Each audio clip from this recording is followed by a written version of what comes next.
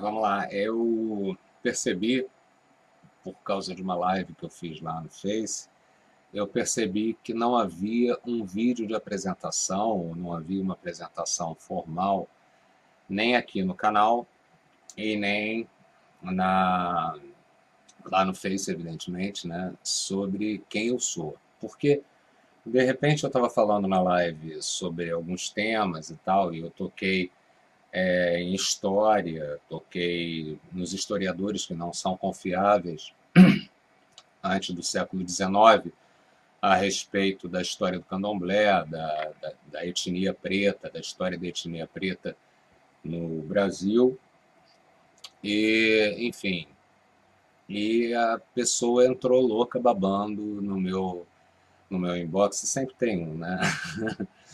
Que vem questionar você, porque você não tem experiência, formação, etc. Então, tenho sim.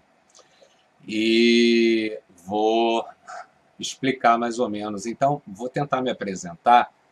Não, não pretende ser um currículo, tá? Não é um currículo porque eu sou aposentado, então não vou me ater a um currículo formal, mas vou explicar mais ou menos a experiência que eu tenho dentro de cada coisa que eu toquei, ou cada tema que eu tento abordar dentro do canal e dentro do Face. Bom, vamos partir então para o que a pessoa tocou, certo?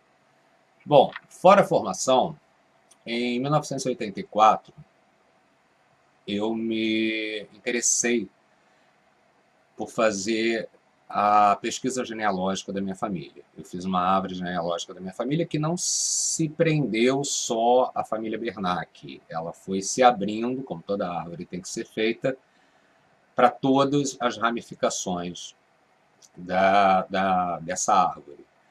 Então eu fui estudando sempre para trás, porque existe uma metodologia nesse estudo. E ali nasceu o Aurélio Genealogista. Por quê? Porque eu estudei várias famílias e fiz um estudo muito interessante a respeito da família Bittencourt, que é o sobrenome, o patronímico da minha mãe.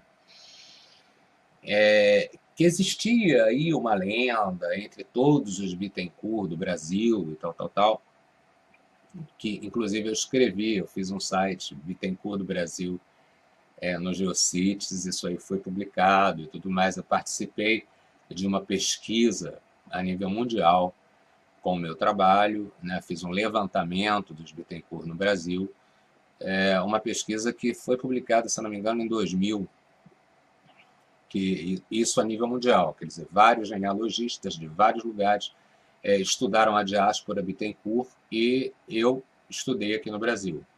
Quer dizer, não só eu e outros, né? Mas, enfim, e a gente descobre o óbvio, né? Que Bittencourt, na realidade, não é um patronímico, não é exatamente francês, que não existem descendentes de franceses deste sobrenome, ok?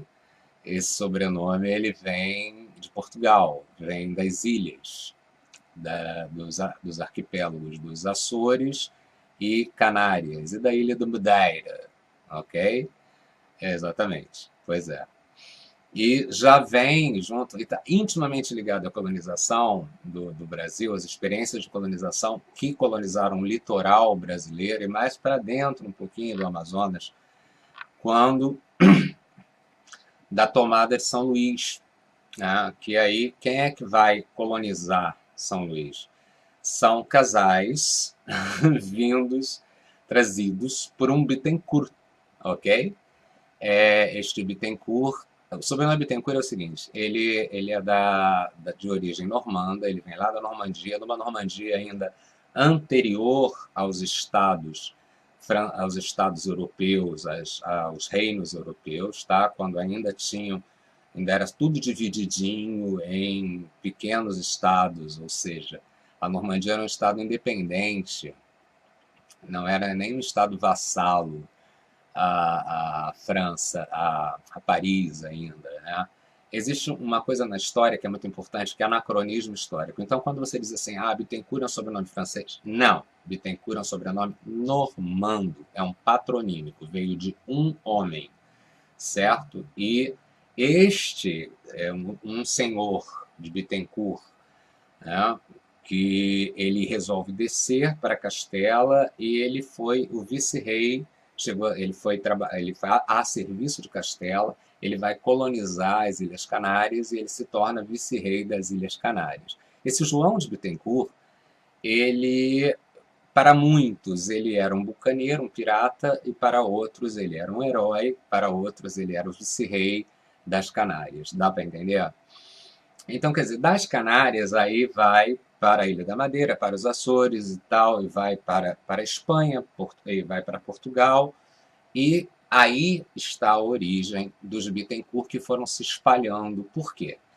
Porque era essa gente desses arquipélagos e da Ilha da Madeira que colonizaram o Brasil. Essa colonização que eu estou me referindo é lá no século ainda, no século XV, tá? No início da colonização brasileira. O pessoal quem é de Porto Alegre talvez saiba disso, porque o sul do Brasil também sofreu essa mesma colonização de açorianos, né? Porto Alegre já se chamou Porto de Casais, exatamente porque recebeu levas e levas de casais açorianos, mas isso já mais tarde. Mas, na realidade, em todo o litoral brasileiro, você vai ter experiências com essas levas de casais açorianos, madeirenses e tal, enfim, que vieram para cá. E o sobrenome Bittencourt, sobrenome homem, né? A minha família sofreu uma modificação no sobrenome, família da minha mãe, do pai da minha mãe, na verdade, que seria de origem Bittencourt homem. Mas este homem não foi bem entendido pelo brasileiro aqui e retirou o homem e ficou só Bittencourt, né? No caso do meu bisavô. Então, é isso. Eu participei dessa experiência e isso me deu vamos dizer assim, a pecha, né, de genealogista, para ser conhecido como genealogista. O trabalho foi publicado, eu publiquei também o meu trabalho sobre a família Bittencourt, sobre o sobrenome Bittencourt e sobre a família Bittencourt, nos Geocities, e esse Geocities, infelizmente, acabou. Eu acreditei que não acabaria nunca, mas infelizmente o Yahoo teve a brilhante ideia de acabar com os Geocities. Mas ainda pode ser encontrado algum fragmento disso se você pesquisar não só por família Bittencourt, né, porque alguns sites pegaram essa informação e mantiveram na internet. Então ainda tem alguma coisa. Ou então por Famiglia, com Glia no final, certo? Bernac.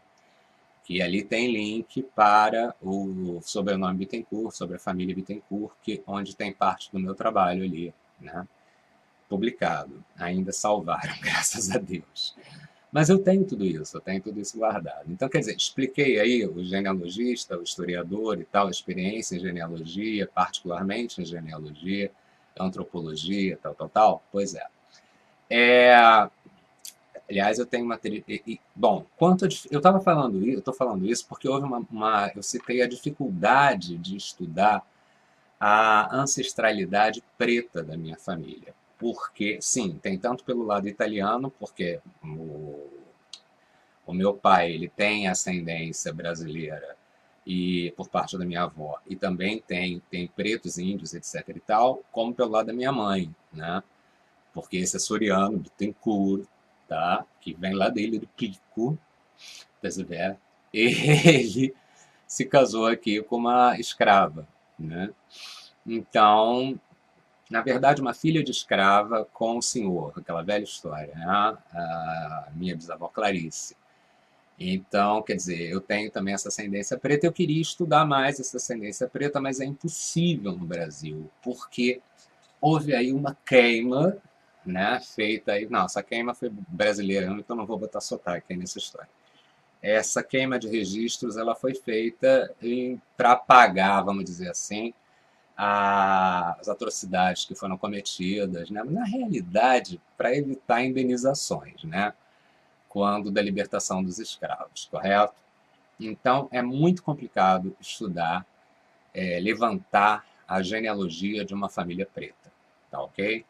Você bate nisso daí. Isso, aí eu tenho que dar também a triste notícia.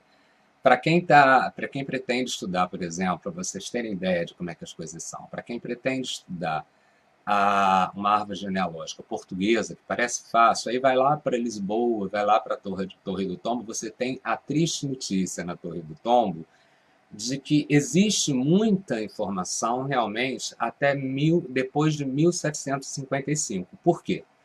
Porque o que havia antes em Lisboa foi destruído, né, com o sismo de Lisboa. O terremoto, o tsunami, houve um terremoto, um tsunami e, posteriormente, um grande incêndio que destruiu praticamente tudo em Lisboa. Não só em Lisboa, como em parte de Portugal.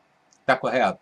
Então, quer dizer, para você ver como, às vezes, você cai em armadilhas, né, quando você está estudando genealogia.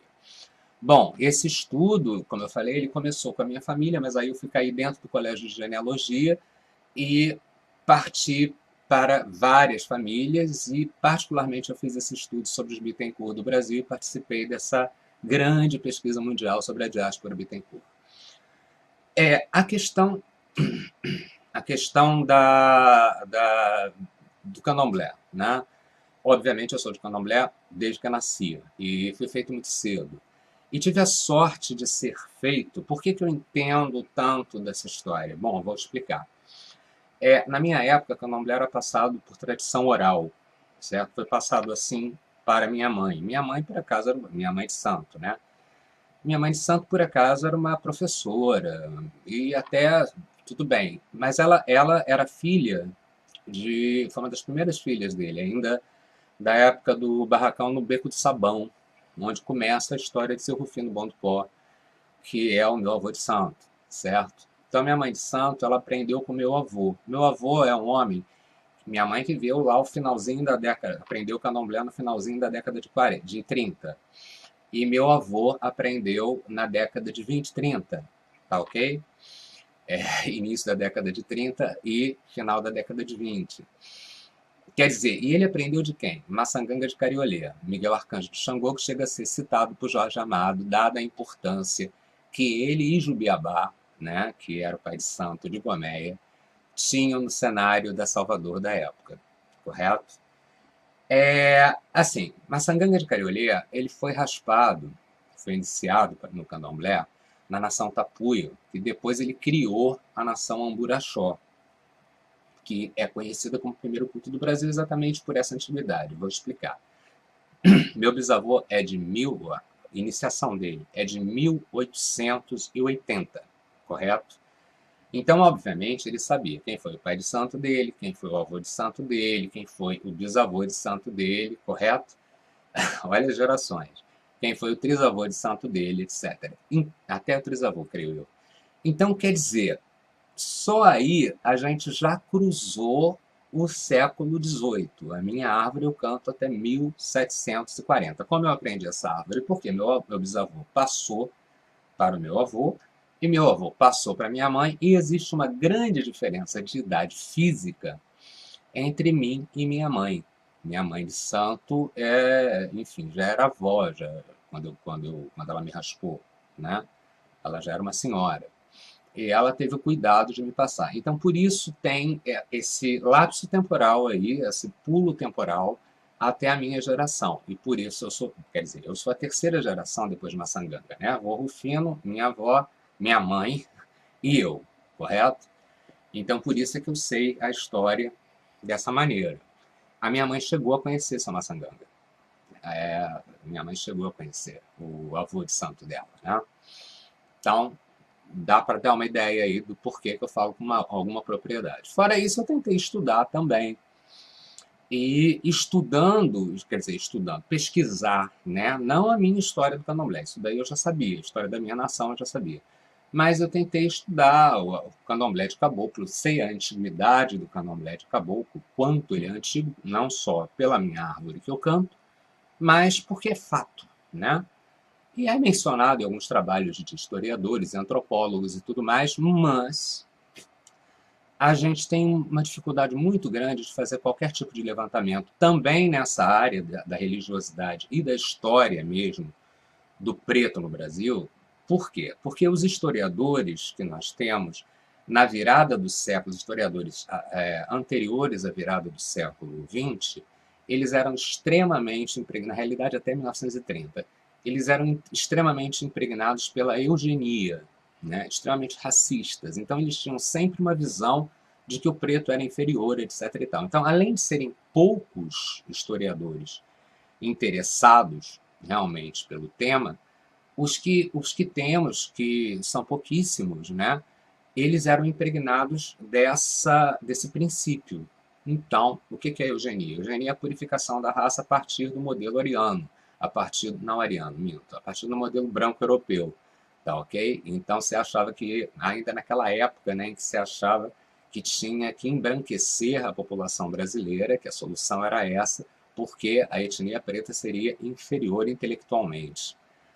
Infelizmente, é isso aí. Então, por essas e outras, é que você tem que sempre filtrar o que vem desses historiadores mais antigos, e são pouquíssimos, tá ok? O que você vai encontrar são em romances e tal.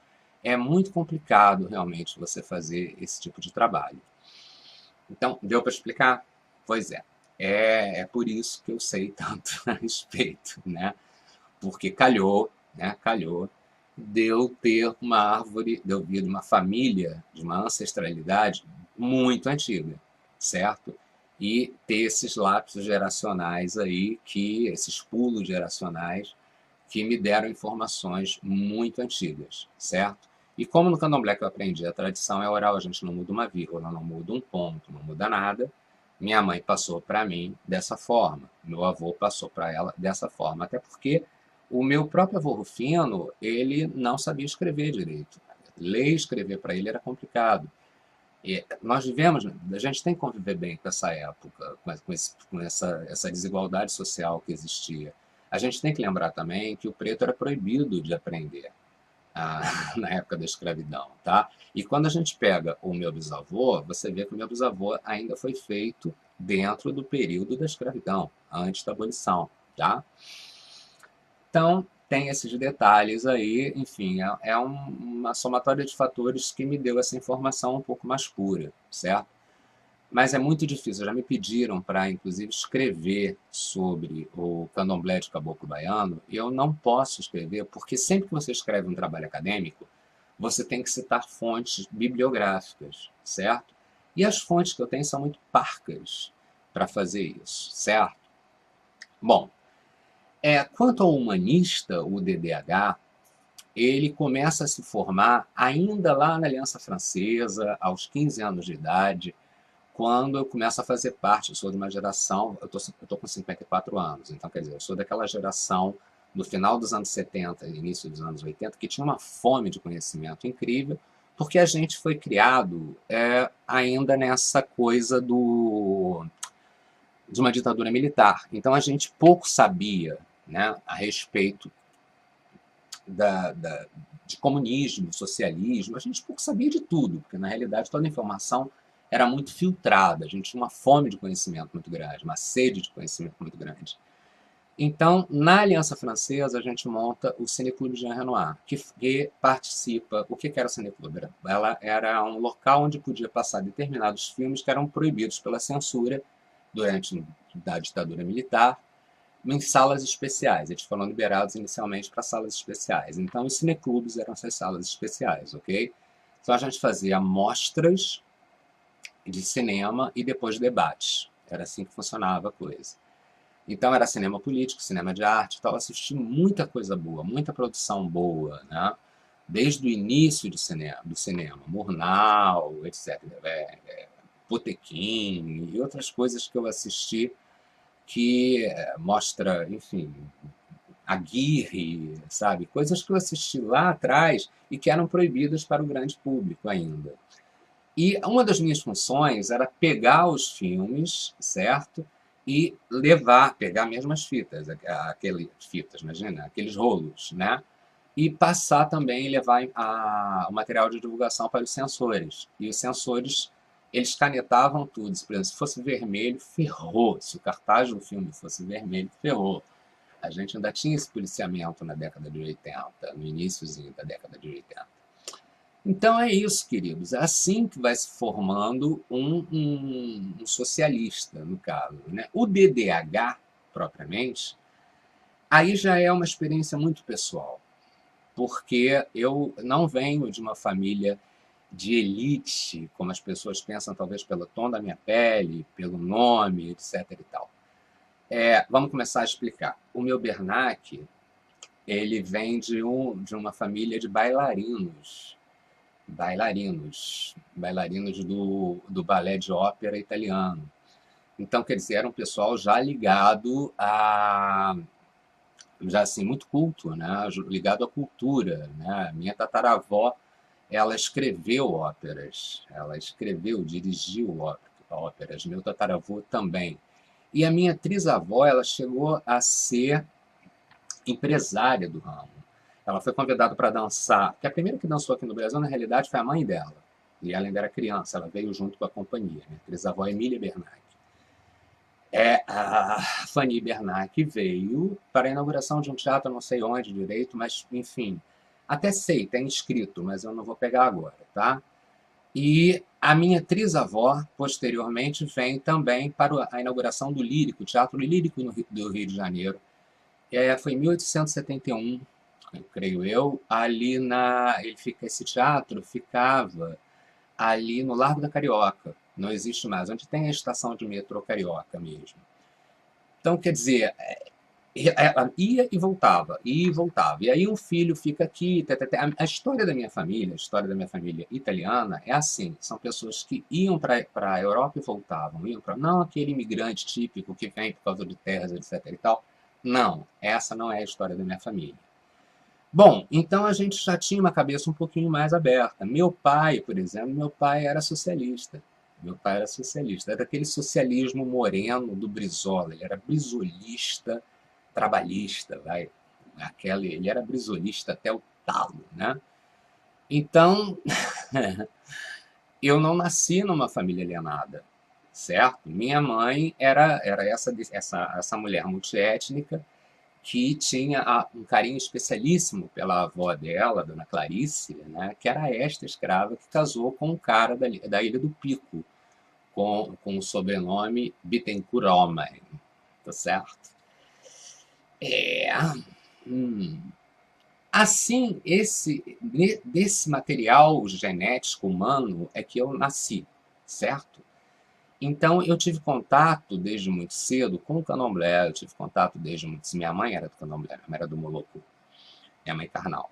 Eu tive contato muito cedo com o candomblé, a gente não via muita diferença entre as pessoas pela cor da pele ou enfim, até porque eram multiétnicos. A mãe da minha mãe, ela tinha traços, enfim, da etnia muito mais fortes, minha mãe também tinha, né? Meu irmão tem, ok? Eu não. Quer dizer, é uma família bem misturadona, né? Então a gente não via muito essa bobagem, não. A gente não dava muita pelota para esse troço, não. Tanto na família do meu pai quanto na família da minha mãe, tá correto? A gente sempre entendeu a coisa de uma maneira bem, vamos dizer assim, entendeu gente como gente, sabe? Como todo mundo igual. Pois é, foi assim eu fui criado. Em 1988, eu vou para Paraty. E eu vou para uma Paraty que era muito diferente da Paraty de hoje em dia. Então, quer dizer, eu conheci a realidade fora do Rio de Janeiro, fora de uma grande cidade, uma grande metrópole, e fui para uma Paraty que ainda tinha comunidades costeiras em que a pessoa tinha que pegar, às vezes, a mulher parindo, coitada. Ela pegava uma canoa, vinha tendo em trabalho de parto, com o sudoeste batendo, coitada, muitas, né, enfim, iam embora nessa situação, porque a canoa virava, entende? E a pessoa vinha, às vezes, com o bebê na mão, porque nasceu no meio ali, nasceu quando ela estava chegando na Praia do Pontal para ir para Santa Casa. Essa Paraty foi a Paraty que eu conheci, uma Paraty que nesses lugares não havia banheiro, certo? Não havia luz, ou até havia geradores para assistir a novela e para conservar o peixe que eles colhiam ali, eles pescavam ali.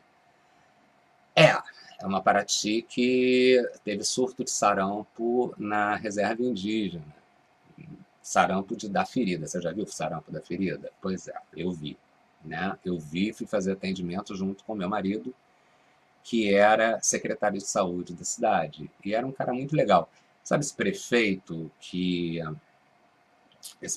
recentemente, eu não lembro da cidade, que ele era médico, ele é médico e foi fazer atendimento de graça porque não tinha médico na cidade dele, então ele como prefeito foi lá fazer. Pois é, meu marido era secretário de saúde de Paraty, veio a ser secretário de saúde de Paraty, era cardiologista, e como não tinha cardiologista na cidade, ele atendia. E ele me ensinou a fazer eletrocardiograma para também ajudá-lo, né? Então, dá para ter uma ideia de como é que esse Aurélio foi se formando, como é que o DDH foi se formando? Bom, posteriormente, foi em 1900 e... Ah, não, aí tem... Ó, antes disso, vamos dizer, antes disso, ou nesse mesmo período, a gente estava convivendo com a epidemia de AIDS, certo?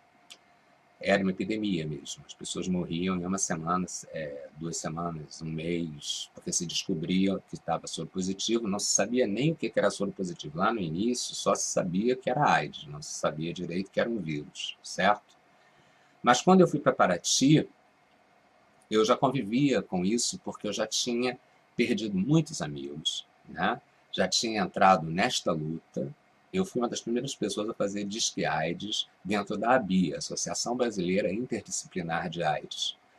E fiz um curso, porque como dentro da Secretaria de Saúde, quem bateu só para vocês terem ideia, quem bateu o convênio da Xilografou, em Máquina Olivetti, o convênio SUS da cidade de Paraty, fui eu, certo? E meu marido me pediu ajuda, falou, Aurélio, trabalha um pouco, eu sei que você veio para cá para montar o seu ateliê, porque eu sou artista plástico, mas me encantei pela cidade exatamente por isso. Ele me levou para conhecer, eu me encantei, ele já queria assumir no início como diretor clínico da Santa Casa da Misericórdia. Então ele falou, poxa, eu vou te apresentar, se você gostar, eu vou aceitar. E eu gostei muito, porque eu encontrei vários artistas ali, eram 17 ateliês em Paraty, naquele centro histórico pequenininho, né? Então aquilo me encantou muito, comecei a pintar na rua, aos fins de semana, mas ajudei muito a este médico, a esse cara que era muito humano, a levar a situação da secretaria, fazer implantar o SUS e implantar os programas que a gente tinha que implantar. As chefias que não tinha gente para assumir, acabava que eu assumia, porque o nosso quadro era muito pequeno e tinha certos quadros que não eram assim de área médica, né? Então eu fui chefe do departamento de recursos humanos e peguei também a coordenadoria de programas de saúde, DST, AIDS, saúde da mulher, PA, atendimento ao idoso, etc. Deu para entender?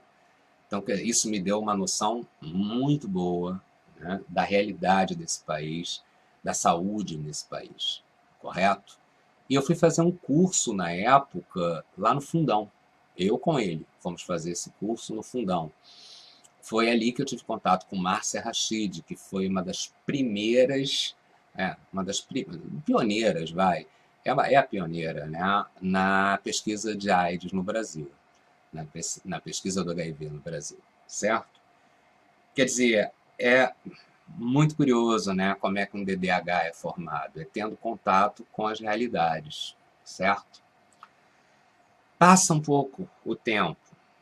Em 1997, eu desenvolvo uma doença raríssima. Poderia ter me aposentado ali. Vejam bem, eu estou discutindo muito a questão da aposentadoria dentro do meu canal no YouTube. Esse vídeo vai tanto para o YouTube como para o Facebook. E eu estou discutindo muito essa questão também dentro do Facebook. Em 1987, eu contraio essa doença. Foram 3 pessoas que foram contaminadas na época. Que doença é essa? É aquela doença do pombo. É uma meningite fúngica, né? Que ela é causada por um fungo que tem nas fezes do pombo secas. Paraty, centro histórico, telha van, morando no... Eu dormia no mezanino, que aquelas casas têm um pé direito muito alto, então geralmente tem um mezanino. Meu quarto ficava nesse mezanino, embaixo era o meu ateliê, certo?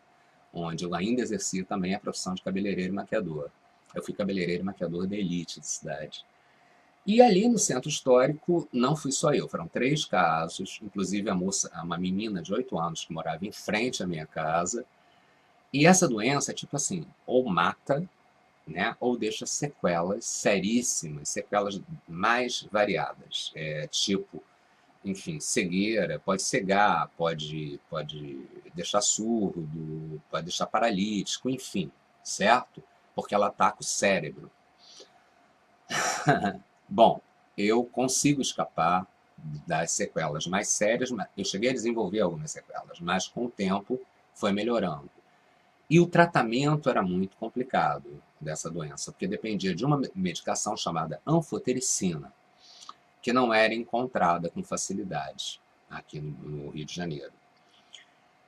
Como é que essa doença aparece em mim? Eu venho passar uns dias, que eu passava na época 2 dias por semana no Rio, e eu morava em Paraty, então eu tinha uma casa no Rio de Janeiro. E eu, de repente, comecei a sentir uma dor de cabeça no sábado à noite, uma dor de cabeça. Cheguei no sábado à noite, comecei a sentir uma dor de cabeça muito forte. Quando foram tirar minha temperatura, meu companheiro na época foi tirar minha namorado, foi tirar minha temperatura, ele falou, Aurélio, você tá com 42. Eu falei, gente, pirei, né? E aí realmente eu apaguei completamente. Moral da história, eu se descobriu depois com o exame de líquor, etc e tal, que eu estava com essa doença e tinha que me tratar com este medicamento, que é o único medicamento que é eficiente, é uma espécie de quimioterapia, que é endovenosa, né, aplicada aos pouquinhos no soro, correto? Inicialmente fiz no Rocha Maia, depois acabou no Rocha Maia, tinha que caçar onde tinha. Nós fomos encontrar no Hospital do Meier. Fui tomar na emergência, porque eu não podia parar de tomar. Então, eu fui tomar na emergência. A essa altura, com pouquíssimo tempo de doença, a doença já tinha me debilitado muito. Eu já estava com 37 quilos ou 40 quilos, que eu cheguei a 37. E fiquei careca, porque durante as crises de dor, eu botava a cabeça, além do cabelo cair por causa deste problema, eu tinha todas as reações adversas. Sou o rei da reação adversa, do efeito colateral. É impressionante. Enfim, mas vamos encurtar a história. Eu fui fazer essa aplicação lá nesse hospital do Meier, dentro da emergência. E estava tudo lotado, não tinha lugar, não tinha maca, não tinha nada, não tinha cama, não tinha nada para fazer. Para sentar sequer tinha lugar. E tinha um morador de rua, coitado, um mendigo, uma pessoa muito, enfim, marginalizada, né, que a sociedade não dá nenhuma benefício para ele, não dá, enfim, não dá nada para ele, né? E o cara estava com uma ferida na perna e tudo mais, e ele estava deitado ali, num banco, um banco grande. Ele falou, olha só, eu vou te dar o lugar, porque ele já estava vendo que eu estava ali há 3 horas, ainda tinha mais a aplicação, quer dizer, a aplicação do remédio durava 4, eu fiquei 7 horas ali dentro, sofrendo. Isso, magrinho, quase caindo, quase escorrendo, fraco, cheio de dor.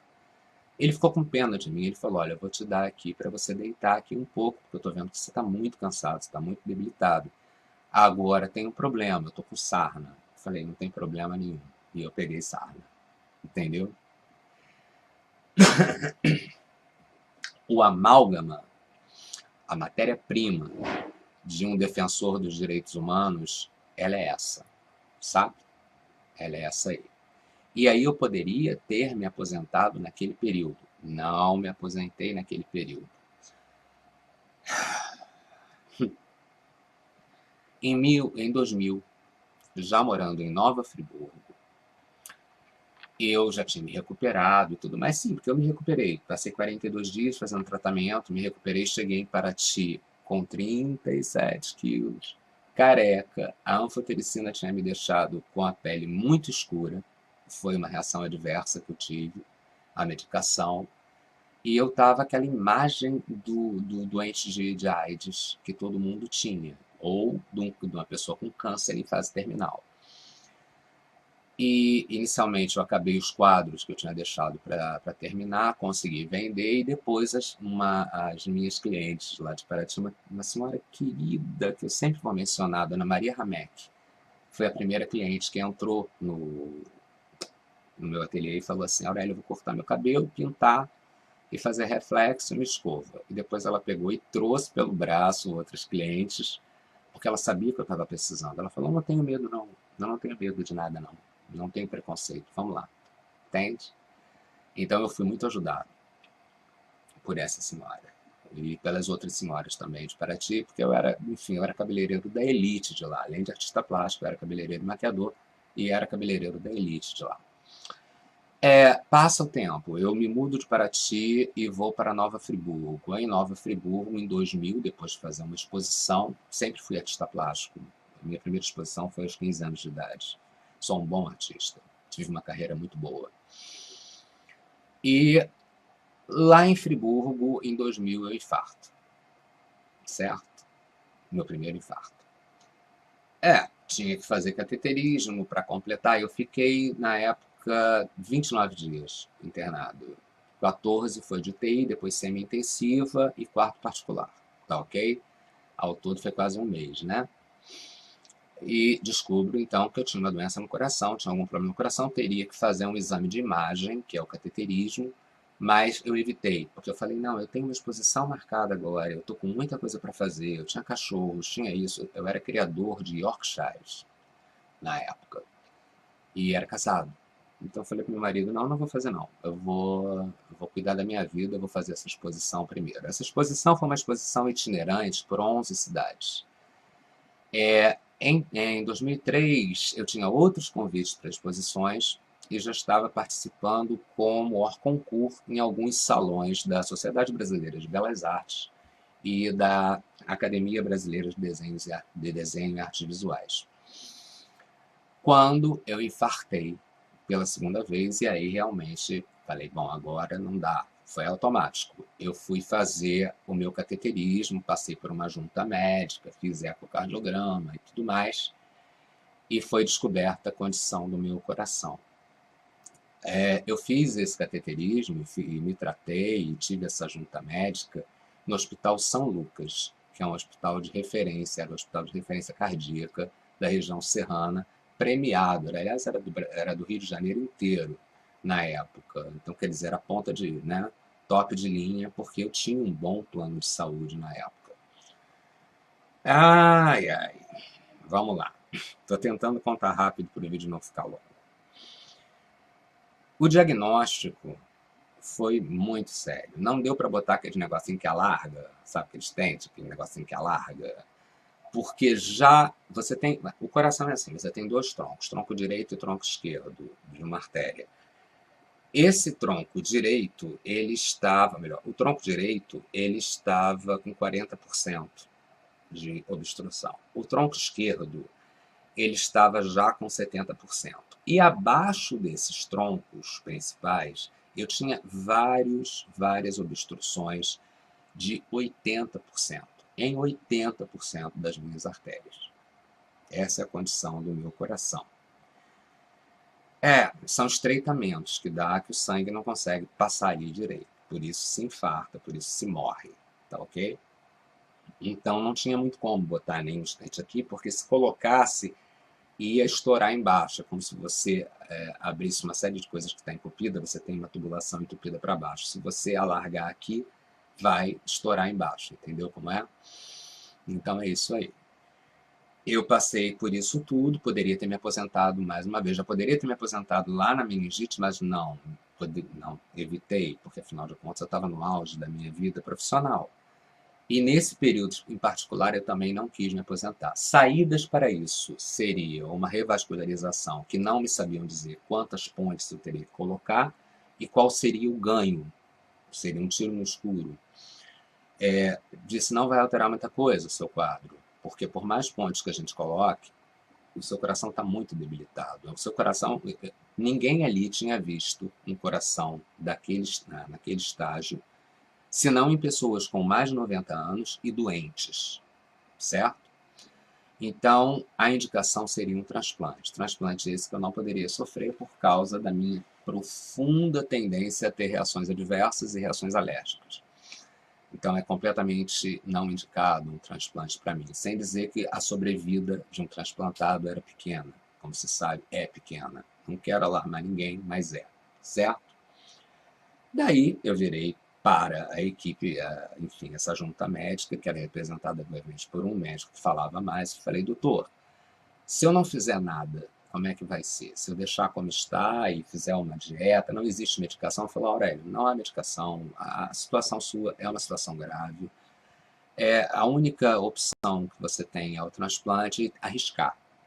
Mas, veja bem, é muito complicado, porque eu não posso te garantir nada. A nível de sobrevida, doutor, quanto tempo eu posso sobreviver com o coração assim? Ele falou, você pode morrer agora, ao descer essa escada, ao sair dessa sala, ou no máximo 5 anos. Ninguém aqui viu alguém com um coração assim sobreviver mais de 5 anos. Você recebe uma notícia dessa aos 38 anos de idade, no auge da tua carreira, quando você está firmado dentro da carreira de artista plástico, que era o teu sonho a vida toda, quando você está dando aula, né? Quando você é um professor, um mestre. Eu falei, virei para o meu marido, fui para casa, pedi para que me dessem alta, já que eu não ia fazer o transplante, e fui para casa. Virei para o meu marido, e aí, o que você vai fazer? O que você quer fazer? Eu falei, continuar a viver. Só continuar a viver. Vamos continuar a viver, eu vou fazer dieta, vou procurar me exercitar, como é indicado, me exercitar, né, devagar, tal. E sim, porque eu sempre me exercitei muito, eu fiz dança, fiz mergulho, então eu sempre tive uma atividade física legal, yoga, balé, né? Então eu falei, não, vou voltar a me exercitar aos poucos, fazer uma dieta e tudo mais, vou tentar controlar o colesterol com medicação e vamos continuar vivendo, cara, porque a vida é um risco, certo? Bom, isso aconteceu aos 38 anos. Aos 40 anos, eu era o mais novo, eu fui comendador grão-mestre pela Alerj. Eu recebi uma comenda, eu sou comendador grão-mestre pela Alerj. E continuei a minha carreira, eu fui um dos 8 artistas convidados, artistas plásticos convidados dentro do Rio de Janeiro para o Salão Sansão Pereira, na Sociedade Brasileira de Belas Artes. Continuei a dar aula até onde eu pude, né? Por que comendador grão-mestre? Porque grão-mestre? Porque além de pintor, eu era professor de artes plásticas, história e história da arte, certo? Essa é a minha vida, é isso aí. E de repente, aos 41 anos, eu não aturei mais, porque eu comecei a passar muito mal quando eu ia, porque nisso toda a minha vida profissional, como professor, etc., estava em Friburgo, e cada vez que eu descia e subia, eu passava mal, né?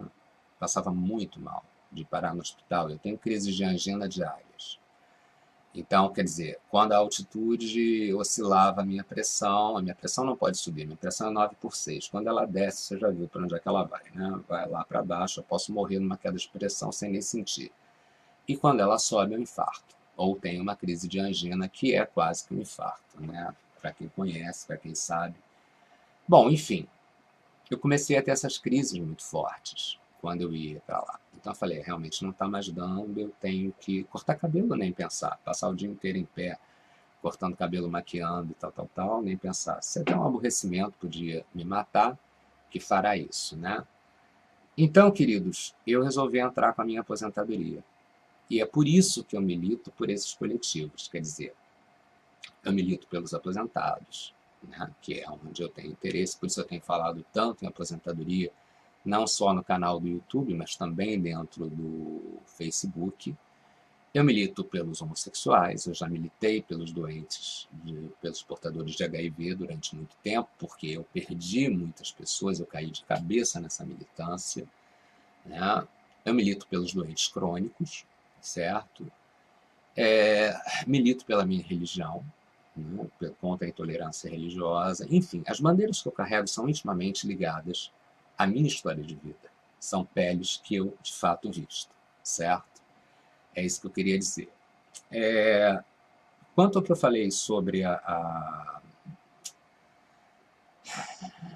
meu Deus, sobre a questão da pesquisa, né, Veja bem como esse coletivo é um coletivo difícil de trabalhar. O candomblé, ele não pode ser. Eu luto contra a futilidade dentro do candomblé e quanto ao alto saber, ou ao saber genérico, que está muito em moda agora. O candomblé, ele é tradição oral, e só a tradição oral preservou a história do preto no país, porque muito foi queimado, muito foi destruído, e os historiadores, como eu acabei de dizer, né, como Nina Rodrigues, que é um historiador do século XIX, que tratou da história dos pretos e tudo mais, ele era um cara extremamente racista, amante dessa eugenia, dessa purificação racial, certo? E foi talvez o maior expoente que a gente pode citar em trabalhos bibliográficos como fonte. Por isso é tão difícil, por exemplo, quando me fala assim, por que você não escreve um livro sobre isso, sobre o candomblé de caboclo, sobre a história do candomblé, explicando como o candomblé nasceu miscigenado, etc e tal. Não, eu não escreveria um livro porque eu não tenho fontes bibliográficas, eu não faria um trabalho acadêmico com esse tema, porque eu não tenho fontes bibliográficas para isso, tá? E também já não tenho interesse, porque não é que eu não tenho interesse porque o tema não me interessa. Eu já não tenho interesse porque hoje eu sou aposentado. Então, essa condição vamos dizer assim, me limita muito. Se eu tivesse que participar de uma palestra com certas pessoas que defendem certos absurdos dentro da religião, eu não teria paciência, percebe? E eu não estou aqui para morrer discutindo com uma pessoa que não tem, às vezes, noção do que está falando, entendeu?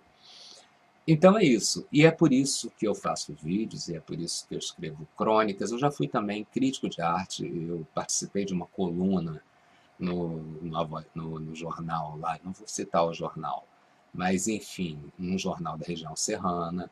Eu já fiz curadorias, já fui membro de júri de diversos salões, não foi um, não, nem dois, foram diversos salões da Sociedade Brasileira de Belas Artes e da Associação Brasileira de Desenho e Artes Visuais, que são duas entidades muito famosas e assim, muito prestigiadas das artes plásticas no Rio de Janeiro. Mas eu não tenho mais muita paciência para fazer nada disso, nem para pintar um quadro, entende? O cheiro da tinta, a obrigação. Eu não pinto por diletantismo, não pintava por diletantismo, nem para, vamos dizer assim, para refrescar a cabeça. Um quadro, para mim, é um grande problema. Eu estava acostumado a ter galeria, a ter encomendas, eu sou um bom retratista, faço retratos muito bem, e retrato tem, sempre uma encomenda tem prazo, a pessoa dá o sinal, certo? E tem prazo de entrega. Eu estou acostumado a trabalhar sob pressão. Estou acostumado, por exemplo, tenho uma exposição, tenho que estar daqui a 15 dias na cidade tal e levar meus quadros para lá. Vai ter o vernissagem no dia tal, eu tenho que aprontar 20 telas, entende? Eu trabalhava assim, eu me acostumei a trabalhar dessa maneira.